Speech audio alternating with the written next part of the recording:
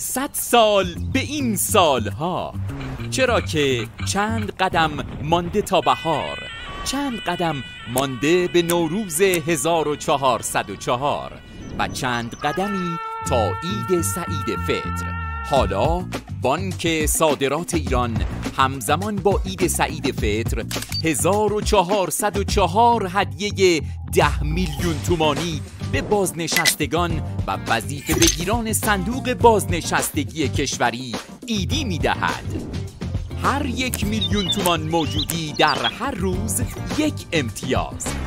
بازنشستگان و وظیفه بگیران صندوق بازنشستگی کشوری می توانند با حفظ یا افزایش موجودی حساب در اسفند 1403 و فروردین 1404 و انجام عملیات بانکی خود در بانک صادرات ایران به قید قرعه یکی از 1404 برنده هدیه جذاب 10 میلیون تومانی شوند.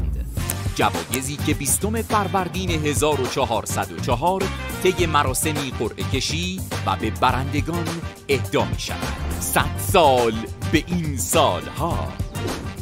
بانک صادرات ایران در خدمت مردم.